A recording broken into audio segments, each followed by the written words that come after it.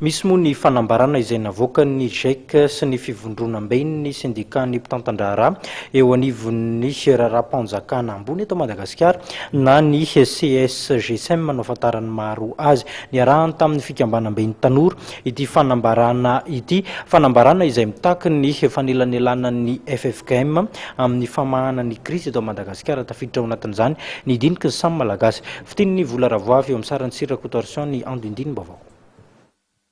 Andohalika ny rambary ary miantso ny lehibe ny fiangonana efatra amin'ny rahalahy eo anivon'ny FFKM mba hiroso ny fiantsoana an'ireo filoham-pirenena efatra amin'ny rahalahy alohan'ny hamaranana ny diniky ny samy malagasy eo anivon'ny GEC, ny fivondronamben'ny sendikan'ny mpitantan-draharaham-panjakana ambony eto Madagasikara CSGCEM ary fivondronan'ny Tanora.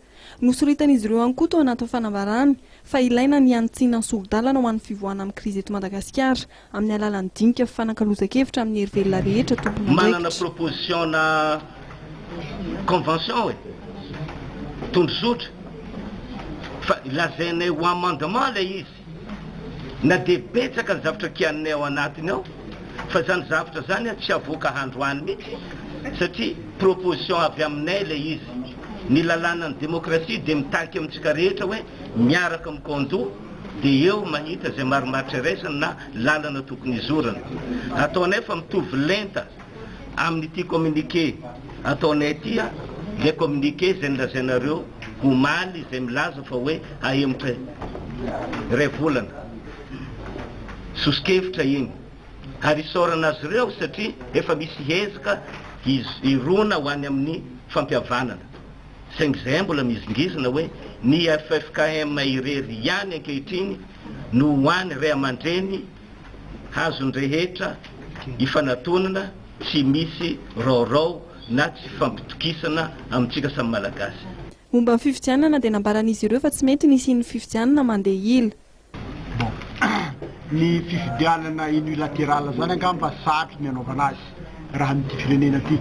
Zany hoe mety ho tanteraka fa hiteraka korontana zany. Tsy maintsy korontana ny hafarany raha ohatra ka izingezina fa dia tsy maintsy fahoany ny fomba hitondratsika ny fifidianana. Fa ny fiarahana ihany satria tsy misy mandany ny fampiresaka eto. Za tsy mahita mihitsy hoe iza moa ny tsy mety hiresaka fa ny fomba fampiresahana zany mila lamina angamba ary le mpanelanelana koa zany mila ikeniny ny andany sy ny akilany.